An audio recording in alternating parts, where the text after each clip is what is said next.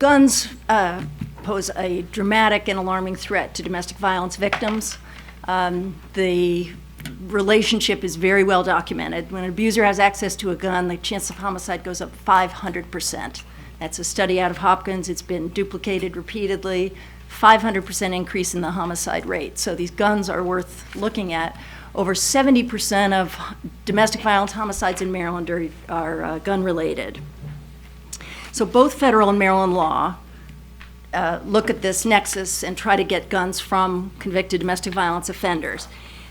We focused on the Maryland law. Offenders who are convicted of a felony, a crime of violence, for our purposes was mostly second-degree assault, or any crime with a 2-year sentence, not that the individual was sentenced to 2 years, but a statutory 2-year sentence, are permanently disqualified under Maryland law from possessing or purchasing a gun.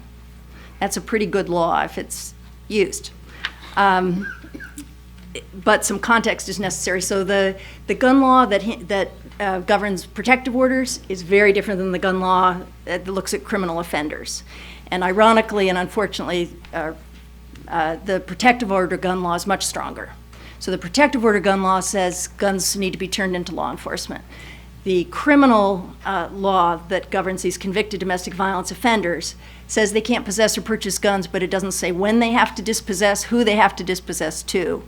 So they can give the gun to a relative who lives next door, and there's no verification system as to when they might dispossess of the gun. It doesn't have to be turned into law enforcement. I feel better about, pushing on even to limit the number of things where a person's committed violence.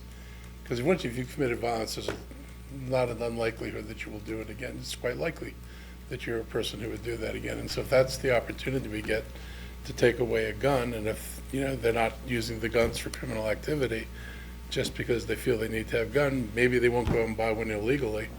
Especially when in the criminal underworld. Maybe they're just, most people aren't in the criminal underworld.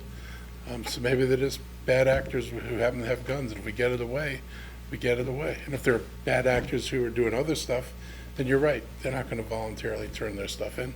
But if I can get everybody involved who's not into all this other world and just take their weapons away over this, that could be a win for us.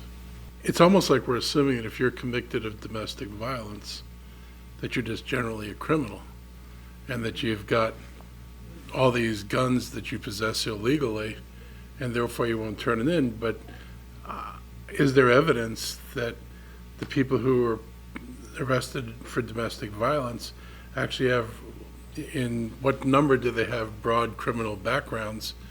Or are they just people who want to have a gun, they think it's for whatever delusional reason they want to have a gun? Obviously you're not using a handgun for hunting, so whatever reason you think you have it.